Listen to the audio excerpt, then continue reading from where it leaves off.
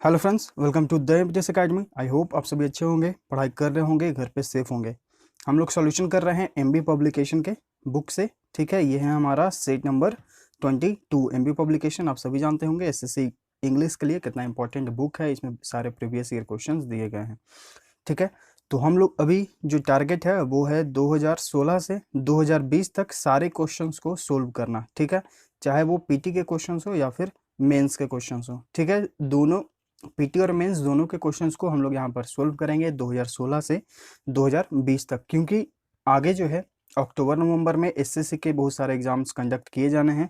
ठीक है, जैसे कि एसएससी सीजीएल मेंस होना है, एसएससी सीएचएसएल पीटी होना है, स्टेनोग्राफर का एग्जाम होना है, सीपीओ का एग्जाम होना है।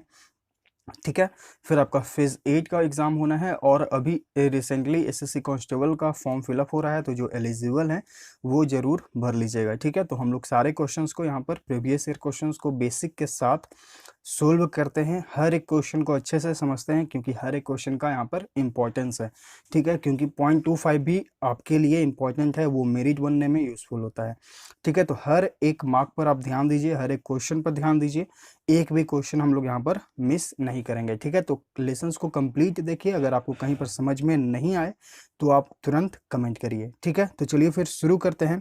Set number 22। देखिए पहला क्वेश्चन क्या है हमारा, डायरेक्शन क्या कहता है क्वेश्चन नंबर फर्स्ट का, वो है कि in the following question out of the 4 alternatives choose the word which best expresses. देखिए बेस्ट एक्सप्रेसेस यानी कि सिनोनिम्स। ठीक है, सिनोनिम्स यानी कि पर्यायवाची शब्द हिंदी में। ठीक है, तो क्वेश्चन जो हमारा है वो है पैलिड, PALLID। इसका मतलब क्या होता है? इसका मतलब होता है फीका। इसका मतलब फीका होता है या फिर पीला होता है।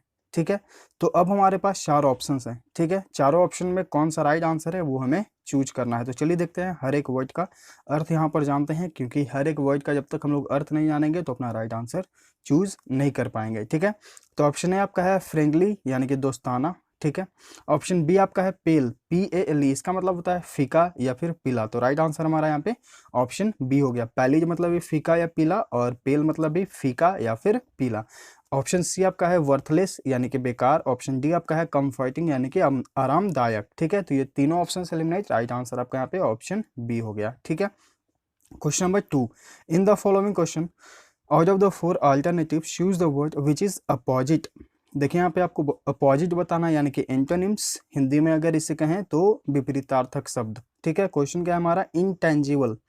इंटेंजिबल मतलब होता है अस्पर्शनीय, या फिर जिसे जो है मूर्ति के रूप में नहीं दिया जा सके, मतलब कि मूर्त रूप में उसे नहीं दिया जा सके। ठीक है, तो यहाँ पर चार ऑप्शंस हैं, हर एक ऑप्शन को हम लोग यहाँ पर सीखते हैं और उसके बाद अपना राइट आंसर यहाँ पे चूज करेंगे। ऑप्शन आपका है इथरल। इसका मतलब होता है आकाशीय। ठीक है, ऑप्शन बी आपका है कॉन्क्रीट। कॉन्क्रीट मतलब होता है ठोस। तो देखिए यहाँ पे एंटोनिम्स हमारा ऑप्शन बी हो जाएगा। ठीक है, इंटेंजिबल यानी कि जिसे आप स्पर्श नहीं कर सकते हैं या फिर जिसे आप मूर्ति के रूप में नहीं दे सकते हैं, और कॉन्क्रीट मतलब होता है ठोस। ठीक है, जिसे आप मूर्त रूप में दे सकते हैं। ठीक है, तो राइट आंसर यहाँ पे एंटोनिम्स के रूप में ऑप्शन बी हो गया। बाकी जो ऑप्शन हैं, इन सब्सटेंटियल मतलब होता है कल्पना मत। ठीक है, यानी कि आप सिर्फ कल्पना कर सकते हैं। ठीक है, अव्यवहार्य मतलब कि वो व्यवहार में नहीं लाया जा सकता है। ठीक है, सिर्फ आप उस पर कल्पना ही कर सकते हैं। और ऑप्शन डी आपका है अब्स्ट्रैक्ट यानी कि संक्षेप या फिर सार। ठीक है, तो ये तीनों ऑप्शन एलिमिनेट, राइट आंसर आपका यहाँ पे ऑप्शन बी हो गया। एक भी वर्ड जो है, आपके ऑप्शंस भी जो है आपके लिए इंपॉर्टेंट है। जैसे कि क्वेश्चन नंबर 1 में हम लोग देखें चार ऑप्शंस, फिर क्वेश्चन नंबर 2 में देखें चार ऑप्शंस। तो ये चारों ऑप्शंस और फिर आपका क्वेश्चन सारे वर्ड्स जो हैं वो आपके लिए इंपॉर्टेंट है, क्योंकि आपके ऑप्शंस ही आपके एग्जाम में जो हैं वो क्वेश्चंस बनकर आ रहे हैं। रिसेंटली एसएससी के एग्जाम में यही देखा गया है, एसएससी सीजीएल पीटी में बहुत सारे क्वेश्चंस आपके ऑप्शन में। फिर नेक्स्ट एग्जाम जब हुआ नेक्स्ट शिफ्ट, तो उनमें जो है आपके ऑप्शन से आपके जो है वो क्वेश्चन बनकर आ गए थे। ठीक है, तो आप लोग अच्छे से हर एक वर्ड को याद करिए। ठीक है, अगर लेसन्स को दोबारा देखिए, इनका रिवीजन करिए, या फिर अगर आप चाहते हैं कि या फिर डाटा कभी कभी दिक्कत हो जाता है, तो फिर आप लोग क्या करें कि एक कॉपी में सारे वर्ड्स को जो हैं, जितने भी लेसन्स हो गए हैं और जितने होंगे, सारे वर्ड्स को एक जगह कॉपी में नोट कर लीजिए और फिर उन्हें याद करिए, या फिर आप वीडियो से भी देखकर 2 से 3 बार में आप उसे याद कर सकते हैं, सुनकर याद हो जाएगा। ठीक है, तो जैसा आपका कन्वीनियंट हो आप उस तरह से याद करें, लेकिन मिस ना करें, एक भी वर्ड को इग्नोर ना करें। ठीक है, चलिए देखते हैं क्वेश्चन नंबर 3।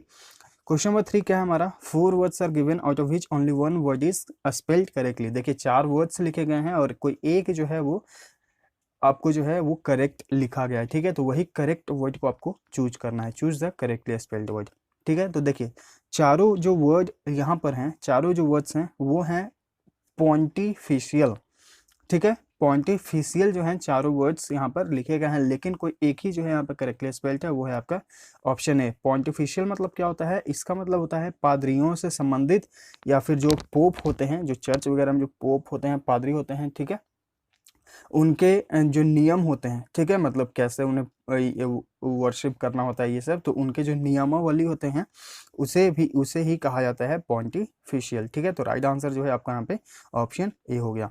अब हम लोग देखेंगे क्वेश्चन नंबर 4 to 6। 4 to 6 में है कि आपको एक सेंटेंस दिया गया है, ठीक है, और सेंटेंस में जो है 4 पार्ट्स हैं, उनमें से कोई एक पार्ट एरर हो सकता है, मे हैव एन एरर, ठीक है, हो सकता है। अगर आपको लगता है कि वो पार्ट में एरर है तो आप उसके साथ जाइए, अगर आपको लगता है कि उस सेंटेंस में कोई एरर नहीं है तो आपको एक ऑप्शन मिलेगा नो एरर का, आपको उसके साथ जाना होगा, ठीक है। तो चलिए देखते हैं question number 4। I always enjoy to read books. देखिए हम लोग पढ़ चुके हैं प्रीवियस लेसन्स में, शायद 3 या 4 दिन ही हुआ हुआ कि इंजॉय के बाद हम लोग हमेशा जो अगला वर्ब होता है उसे हम लोग V4 फॉर्म में रखते हैं। तो आई होप आप अपना आंसर समझ गए होंगे, ऑप्शन बी में यहाँ पे राइट आंसर हो जाएगा, ठीक है। आई ऑलवेज इंजॉय रीडिंग बुक्स, ठीक है। एक तो ये जिरंट का रूल है, ठीक है, और ये सीधा सीधे आपको याद कर लेना है कि इंजॉय के बाद जो भी अगर दूसरा वर्ब आएगा तो उसे आपको रखना है वर्ब के 4th फॉर्म में, यानी कि वर्ब के साथ आपको ING लगाना है, ठीक है। तो अगर आप प्रीवियस लेसन्स को देख चुके हैं, अच्छे से उन्हें समझे होंगे, तो आप यहाँ पे आप अपना राइट आंसर चूज कर चुके होंगे। लेकिन अगर जिन्हें नहीं याद है तो उनसे एक ही रिक्वेस्ट है कि आप लेसन्स को रिविजन करिए, एक बार नहीं 2 बार फिर देखिए, फिर भी नहीं समझ में आया तो कमेंट करिए। लेकिन मेरा कोशिश ये रहता है कि हम पहले बार में ही आपको अच्छे से बेसिक के साथ समझा दें, ताकि आप जो है खुद किसी और को भी हेल्प कर सकें, किसी और की भी मदद कर सकें उसे बताने में, ठीक है। तो लेसन्स को खुद अच्छे से देखिए, समझिए, अगर नहीं समझ में आया तो आप जरूर कमेंट करिए, ठीक है। तो यहाँ पर जो है राइट आंसर यहाँ पे ऑप्शन बी हो जाएगा। Question number 5, variety is a spice of life. Variety यानी कि विविधता जो है वो स्पाइस ऑफ लाइफ है, यानी कि लाइफ का एक मसाला है, ठीक है। तो देखिए ये रियलिटी भी है। तो देखिए यहाँ पे वैरायटी जो है इज स्पाइस ऑफ लाइफ, तो यहाँ पर जो एरर होगा वो होगा आपका ऑप्शन सी में, ठीक है। कैसे, स्पाइस के पहले जो है आपको यहाँ पर द यूज करना होगा। देखिए द का यूज कहाँ होता है, द का यूज होता है किसी खास चीज को शो करने के लिए, ठीक है। तो यहाँ पर जो है किसी खास चीज के बारे में बात किया जा रहा है, द स्पाइस, यानी कि लाइफ का जो स्पाइस है वो वेराइटी है, ठीक है। तो वेराइटी के बारे में बात हो रहा है, यानी कि यहाँ पर जो है विविधता के बारे में बात हो रहा है, किसी खास चीज के बारे में बात हो रहा है, ठीक है। तो इसलिए जो है हमारे यहाँ पे स्पाइस के पहले जो है द का यूज करेंगे। Variety is the spice of life, ठीक है। तो राइट आंसर जो है यहाँ पे ऑप्शन सी है। Question number 6, neither of the scout leaders know how to trap wild animals और how to prepare them for mounting. देखिए neither of the scout leaders, ठीक है, यहाँ तक कोई एरर नहीं है। How to trap wild animals, यानी कि वाइल्ड एनिमल को कैसे पकड़ा जाए ना, और how to prepare them for mounting. देखिए यहाँ पे ट्रैप है यानी कि V1 फॉर्म में है, हाउ टू प्रिपेयर यहाँ पर प्रिपेयर जो है ये भी V1 फॉर्म में है, ठीक है। और अब यहाँ पर देखते हैं कि हमारा जो पूरा पार्ट है वो जो है प्रेजेंट में है। V1 कब यूज होता है, V1 या फिर V5, हम लोग प्रेजेंट टेंस में पढ़ चुके हैं, टेंस के सारे लेसन्स को अच्छे से पढ़ चुके हैं। जिन्हें थोड़ा सा ही प्रॉब्लम है वो हमारा जो प्लेलिस्ट है SSC 45 डेज प्लीज, आप उसमें जाकर समझ सकते हैं, टेंस के हर एक चैप्टर को अच्छे से बताया गया है, ठीक है। तो हम लोग यहाँ पर देख रहे हैं कि सारा सेंटेंस प्रेजेंट में है, इससे कोई हमें दिक्कत नहीं है। लेकिन अब ये हम लोग को देखना है पार्ट 1 में कि नाइदर जो है इसके साथ हमारा जो वर्ब यूज होता है वो हमेशा सिंगुलर यूज होता है, यानी कि V5 फॉर्म में यूज होता है, ठीक है। तो देखिए यहाँ पर जो है नो की जगह हम लोग क्या यूज करेंगे, नो का यूज करेंगे, ठीक है। आइदर के साथ जो है नाइदर जो है या फिर आइदर, इसके साथ आप अपने वर्ब के सिंगुलर फॉर्म को यूज करें, या फिर आप सिंगुलर मतलब कि इज, ठीक है, या फिर यहाँ पर जो है टेंस प्रेजेंट टेंस में बात हो रहा है, ठीक है। तो प्रेजेंट एंड डिफिनिट टेंस में हम लोग V1 या फिर V5 को यूज करते हैं, लेकिन हमारा यहाँ सब्जेक्ट जो है वो सिंगुलर है नाइदर, तो उस हिसाब से हम अपना वर्ब भी जो है सिंगुलर यूज करेंगे। तो नो की जगह क्या हो जाएगा, नो हो जाएगा, ठीक है। तो यहाँ पर जो आपका एरर है वो आपका ऑप्शन ए है, नोज। ठीक है, singular subject singular verb. Question number 7 to 9 में फिल इन द ब्लैंक है। ठीक है, एक सेंटेंस है, उसका एक पार्ट जो है फिल आपको करना है अपने ऑप्शंस के साथ। ठीक है, चलिए देखते हैं कौन सा यहाँ पे अप्रोप्रिएट ऑप्शंस जो हैं वो फिलअप होंगे क्वेश्चन नंबर 7 to 9 में। We can fill in the blank see anything in the dim light. We can fill in the blank see anything in the dim light. देखिए अब ऑप्शंस क्या क्या है, बैडली मतलब होता है बुरी तरह। ठीक है, ऑप्शन बी आपका है स्कैर्सली यानी कि शायद ही। ठीक है, ऑप्शन सी आपका है फेयरली यानी कि काफी। ऑप्शन डी आपका है रेदर, रेदर मतलब होता है बल्कि। ऑप्शन बी हमारा यहाँ पे राइट आंसर होगा। ठीक है, स्कैर्सली।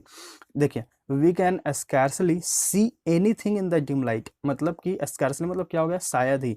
हम लोग शायद ही कम लाइट में कुछ देख सकते हैं। डिम मतलब कि बहुत ही कम, लाइट मतलब कि प्रकाश। हम लोग और स्कैर्सली मतलब क्या हो गया यहाँ पर, अगर हम लोग फिल करते हैं शायद ही।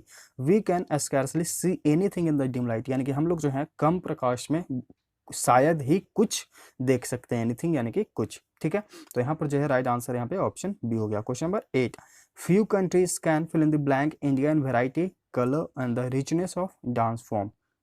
Dance forms. ठीक है, अब यहाँ पर फिर से हमारे पास 4 ऑप्शंस हैं। ऑप्शंस चलिए देखते हैं। ऑप्शन ए आपका है कंपेयर। कंपेयर मतलब क्या होता है, कंपेयर मतलब होता है तुलना करना। ठीक है, कंपेयर मतलब क्या होता है, तुलना करना। ठीक है, ऑप्शन बी आपका है राइवल, RIVAL। राइवल मतलब होता है प्रतिद्वंदी या फिर किसी के समान होना। ठीक है, ऑप्शन सी आपका है परफॉर्म। परफॉर्म मतलब क्या होता है, PERFORM। ठीक है, परफॉर्म मतलब होता है प्रदर्शन करना। और ऑप्शन डी आपका है प्रिवेल। प्रिवेल मतलब होता है प्रबल। ठीक है, तो राइट आंसर जो है हमारा यहाँ पे ऑप्शन बी हो जाएगा। ठीक है, few countries can rival India in variety, colour and the richness of dance form, यानी कि कुछ ही जो देश हैं वो इंडिया को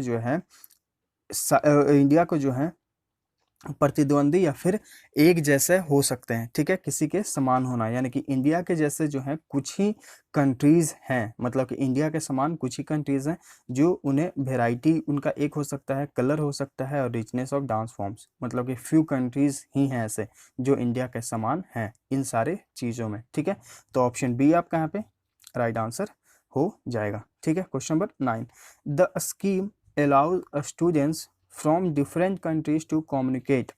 The scheme allows students from different countries to communicate. देखिए यहाँ पर जो बात हो रहा है वो हो रहा है स्टूडेंट्स के बारे में। कोई एक या दो स्टूडेंट्स नहीं यहाँ पर बताया गया है, यहाँ पे बहुत सारे स्टूडेंट्स के बारे में बताया गया है। तो हम लोग बहुत सारे जब होते हैं तो वहाँ पर हम लोग क्या यूज़ करते हैं, वन अनदर का यूज़ करते हैं। ईच अदर का यूज़ कब होता है, ईच अदर का यूज़ होता है दो के लिए। ठीक है, लेकिन जहाँ पे बात हो दो से अधिक के लिए वहाँ पे हम लोग यूज़ करते हैं वन अनदर का। ठीक है, तो वन अनदर हमारा राइट आंसर जो है यहाँ पे ऑप्शन डी हो जाएगा। ठीक है, चलिए देखते हैं question number 10 to 12। Question number 10 to 12 है वो है आपका IP। ठीक है, idiom and phrases. Question number 10, a straw in the wind. A straw in the wind, इसका मतलब क्या होता है, इसका मतलब होता है कि कोई संकेत दिया जाता है कि ऐसा कुछ हो सकता है, मतलब कि आपको जो है एक इंडिकेशन दिया जा सकता है कि क्या कुछ होने वाला है या क्या कुछ हो सकता है। ठीक है, तो राइट आंसर जो है यहाँ पे आपका ऑप्शन डी हो जाएगा। ठीक है, question number 11, face the music. Face the music होता है कि किसी जो आप काम किए हैं उसका परिणाम भुगतना। ठीक है, अगर कोई आप गलत काम किए हैं तो उसका जो है परिणाम आप जो है अब भुगतें। तो यहाँ पर जो आपका राइट आंसर होगा वो कौन सा होगा, चलिए देखते हैं। तो यहाँ पर जो आपका राइट आंसर होगा वो होगा आपका ऑप्शन सी, बी पनिश्ड, यानी कि आपको जो आपके काम के लिए जो है दंडित किया गया है, आप अपन परिणाम का जो है भुगत, मतलब आपको जो है अपने किए गए के लिए आपको जो है परिणाम मिला है। ठीक है, तो राइट आंसर जो है आपका यहाँ पे ऑप्शन सी है। बाकी जो ऑप्शंस हैं, अप्लाउड मतलब क्या होता है, सराहना, मतलब किसी की प्रशंसा करना। ऑप्शन बी आपका है रेडिक्यूल, यानी कि किसी का मजाक उड़ाना, हंसी उड़ाना। और डिसमिस्ड मतलब क्या होता है, खारिज करना। ठीक है, राइट आंसर यहाँ पे ऑप्शन सी है। क्वेश्चन नंबर 12, करी फेवर। तो देखिए करी फेवर मतलब क्या होता है कि आपको जो है किसी का अटेंशन चाहिए होता है, यानी कि आप जो है किसी से अटेंशन चाह रहे हैं, फेवर चाह रहे हैं किसी से। ठीक है, तो यहाँ पर जो आपका राइट आंसर होगा वो होगा आपका option B, seek favourable attention. ठीक है, ऑप्शन बी यहाँ पे राइट आंसर हो जाएगा। आप लोग जो है हमारा टेलीग्राम चैनल द एमपीटीएस अकेडमी उसे ज़रूर ज्वाइन कर लीजिएगा। ठीक है, क्योंकि वहाँ पर जो है आपको डेली क्विजेस होते रहते हैं, मैथ्स के, इंग्लिश के, GS के। ठीक है। और फिर आपको जब आपका एग्ज़ाम होता है पीटी का एग्ज़ाम, तो उसमें जीएस के भी पोर्शंस होते हैं, तो जीएस का जो इम्पोर्टेंट टॉपिक्स हैं, जो लूसेंट बुक है आपके लिए इम्पोर्टेंट, उसमें से इम्पोर्टेंट टॉपिक्स आपको वहाँ पर प्रोवाइड किए जाते हैं एग्ज़ाम के समय, ताकि आप जो है उन टॉपिक्स को अच्छे से याद कर लें। ठीक है। फिर आपको अलग से मॉक टेस्ट दिया जाता है एग्ज़ाम के 1 मंथ पहले।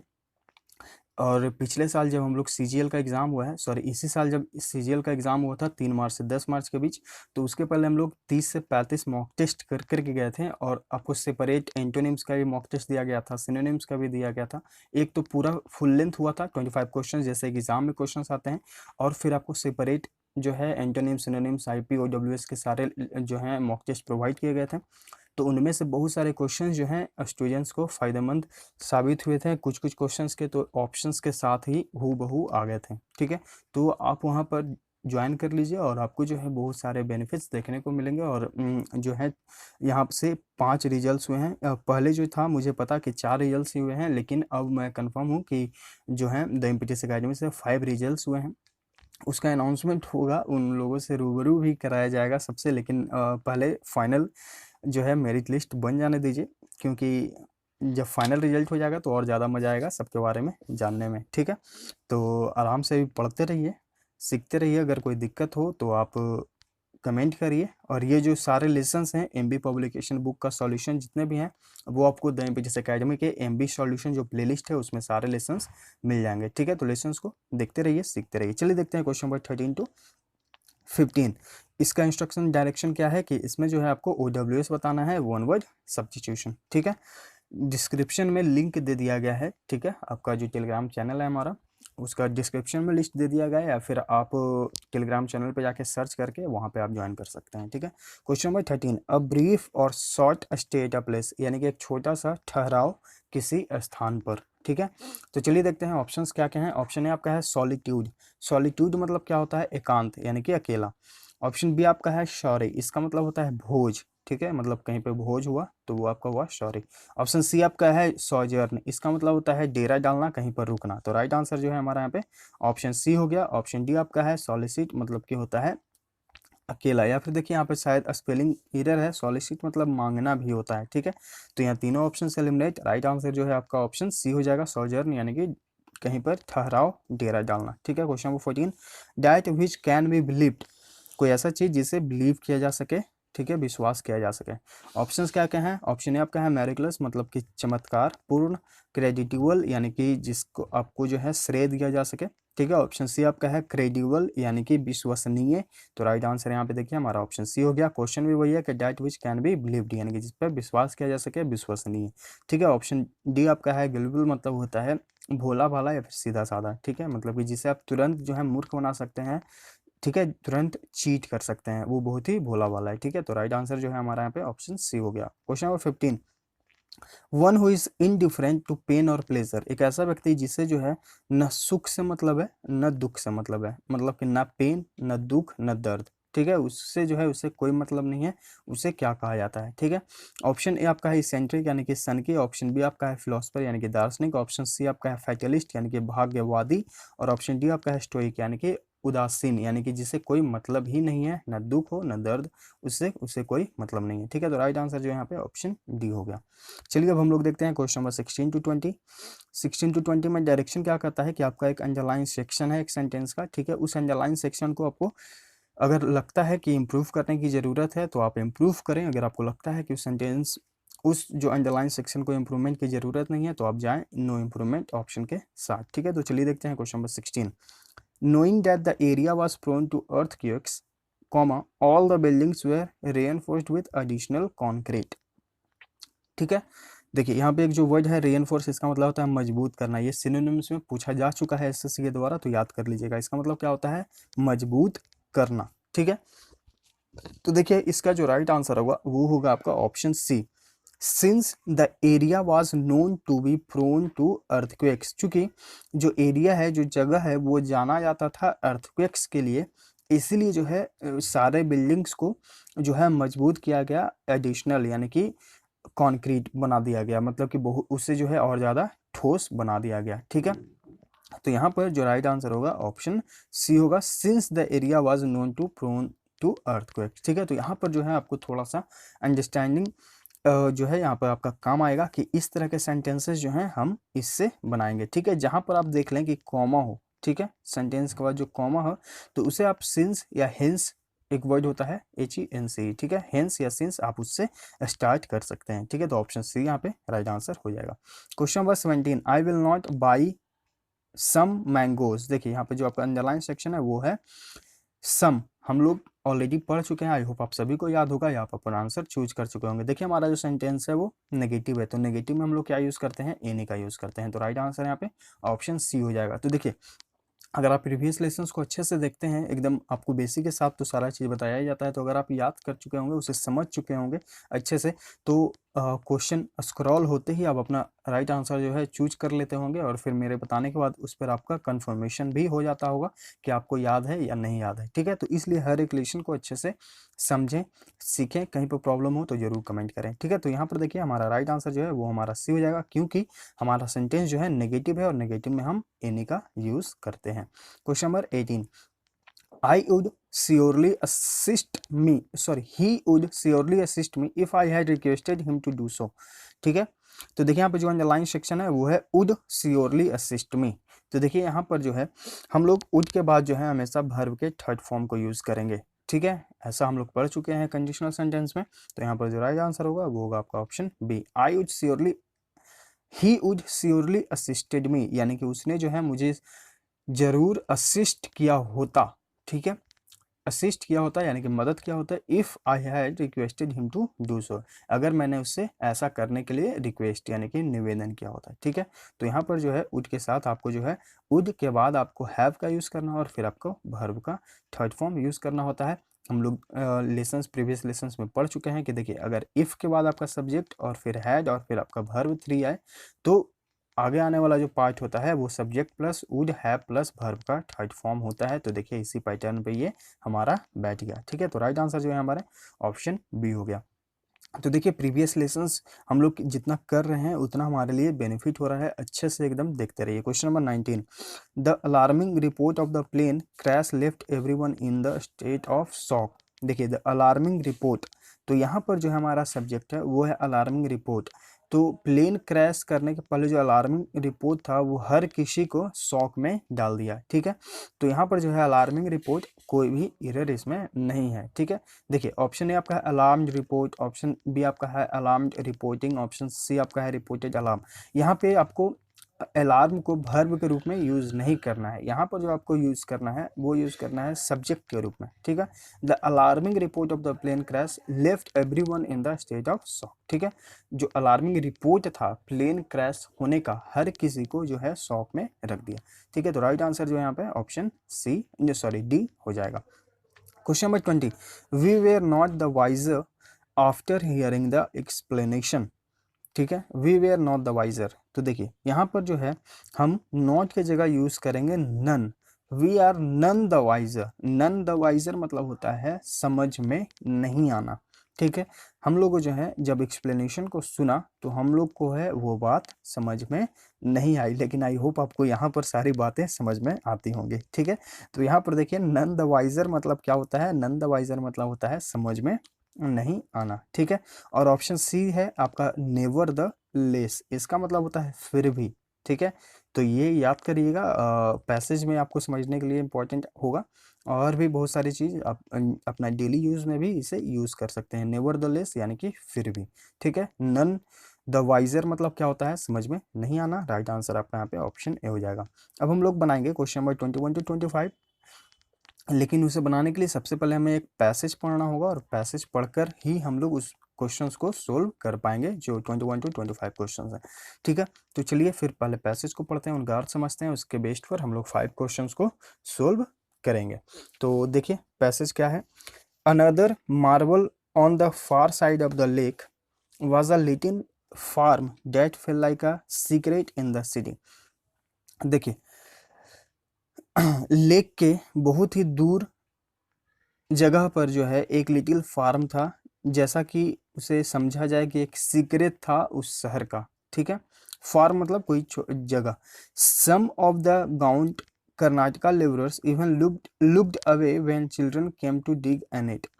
Some of the gone Karnataka labours, कुछ कर्नाटका लेबर जो हैं वो लुक अवे, वहाँ से चले जाते हैं when children came to dig and eat, जब बच्चे जो हैं आते हैं वहाँ पर खेलते हैं, कूदते हैं और खाते हैं. But the greatest pleasure, पर जो इसमें सबसे अच्छी बात है, प्लेजर मतलब खुश, सुखदायक, जो सबसे अच्छी बात है, this side of the lake, इस लेक का मतलब कि झील का, वाज द जामुन ट्री, वो जो क्या था कि जामुन ट्री था. इसलिए देखिए यहाँ पे बात हो रहा है ईट का, ठीक है, तो कोई ट्री होगा मतलब कुछ खाने का चीज़ है, तो तभी वहाँ पे खाने की बात हो रही है, ठीक है. जो जामुन ट्री था वो इस लेक का सबसे ग्रेटेस्ट चीज़ था, ठीक है, सबसे अच्छी चीज़ था. अ फ्यू मंथ्स बैक, यानी कि कुछ महीने पहले, Kalu and Sunil had a feast, Kalu और सुनील को एक feast in the branches shaking down a few berries of mirchi. उन्हें जो है कुछ मिर्ची की जो है कुछ मतलब क्या बोला जाता है उसे, मिर्ची के जो है कुछ भाग जो है वहाँ पर उन्हें देखने को मिले. That's when they came to know the second coolest thing about the jamun tree. तब जो है वो जामुन के पेड़ के बारे में कुछ और चीज़ें, यानी कि दूसरी चीज़ें जो है जानने को मिली. There were parrots nesting in it, मतलब कि कुछ तोते जो हैं वहाँ पर अपना घोंसला बना लिए थे. सिंस देन, तब से, some other road boys had been capturing the parrots, तब से जो है कुछ जो बच्चे हैं वो पैरट्स को कैप्चर यानी कि पकड़ लेते थे one by one to sell at the Marol market, और उन्हें बेच देते थे मैरोल मार्केट में. But Sunil had brought Kalu around to the believe, बस सुनील ने कालू को यह विश्वास दिलाया कि birds should be left as they were. ये बोला उन्हें कि सुनील ने कालू को कि जो पक्षी हैं उन्हें आज़ाद ही रहने दीजिए, उन्हें कैप्चर मत करिए. Sunil listen for their squares each morning, Sunil जो है उनके चहचहाने की आवाज़ को हर सुबह सुनता था. To make sure they didn't have abducted in the night, और वो इस बात को सुनिश्चित करने के लिए कि उन्हें जो है रात में पकड़ा नहीं गया. अब्डक्ट मतलब कि अपहरण कर लेना, पकड़ लेना, ठीक है. Kalu's expertise was in the recycling bins inside airline catering compounds. Kalu जो है वो एक्सपर्ट था रिसाइकलिंग बीन बनाने के लिए एयरलाइन कैटरिंग कंपाउंड्स में, ठीक है. Private waste collectors impeded these dumpsters on a regular basis, जो प्राइवेट वेस्ट कलेक्टर्स जो थे, मतलब कि जो कूड़े कचड़े उठाने वाले जो लोग थे, वो इसे खाली कर देते थे daily regular basis. But Kalu had mastered the trucks schedules the night before pickup, रात के पहले जो पिकअप होता था, Kalu would climb over the barbed wire fences and raid the overflowing winds. Kalu जो है क्या करता था, रात में चढ़ जाता था और उसे जो है उड़ा देता था, ठीक है. Kalu's routine had become known by the local police, Kalu का जो ये रूटीन था वो लोकल पुलिस के द्वारा जान लिया गया था, कैसे भी करके, हाउ एवर यानी कि कैसे भी करके. ही केप्ट गेटिंग आउट, वह पकड़ा गया until some constables proposed a different arrangement, पर कुछ कांस्टेबल जो हैं वो एक अलग ही अरेंजमेंट किया उनके लिए. Kalu could keep his metal scrap if he had passed on information he picked up on the road about local drug dealers.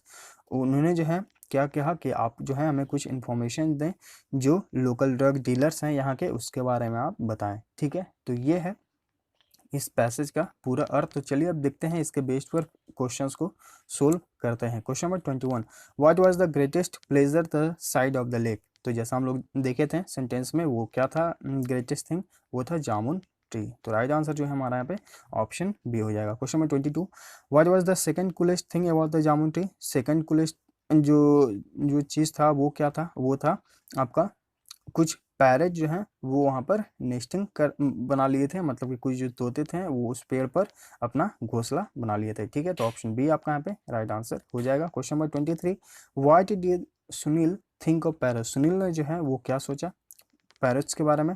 तो उसने ये सोचा था कि ये जो है पक्षियों को, मतलब कि इन तोतों को हम कैप्चर करें और उससे बेच दें, ठीक है. तो राइट आंसर जो है आपका यहाँ पे ऑप्शन सी है, that they should not be sorry. अच्छा यहाँ पे सुनील के बारे में बात हो रहा है, हम कालू इसे समझ लिए थे. नहीं, तो सुनील ने क्या कहा था, सुनील ने कहा था कि आप इन पक्षियों को कैप्चर ना करें और बेचे ना. जैसा कि यहाँ पर देखिए, यहाँ पर बताया गया था they had not capturing the parrots to sell, but Sunil had brought Kalu around the believe that the birds should be left as they were, ठीक है. यानी कि सुनील ने क्या कहा था, सुनील ने कहा था कि पक्षियों को आज़ाद ही रहने दें, उन्हें आप कैप्चर ना करें, ठीक है.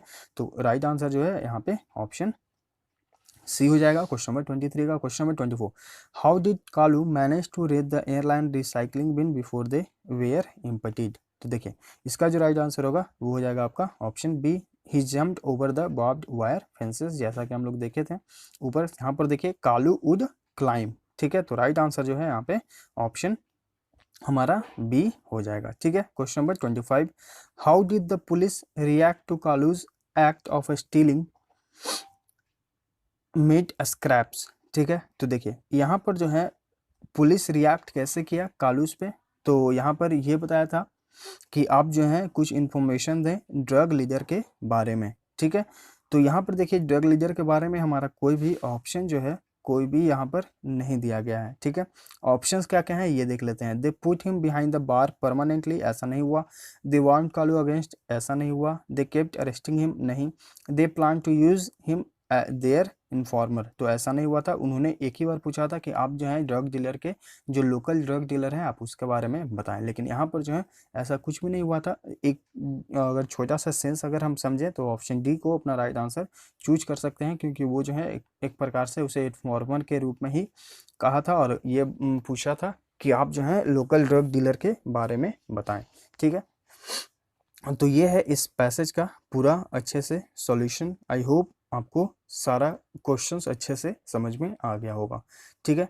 तो अगर आपको समझाने का अच्छा तरीका लगा, वीडियो अच्छा लगा तो प्लीज़ लाइक करें, शेयर करें अपने स्टडी ग्रुप्स में ज़्यादा से ज़्यादा, ताकि और लोग जो हैं सीखें समझें और हमारे साथ जुड़ें, ठीक है।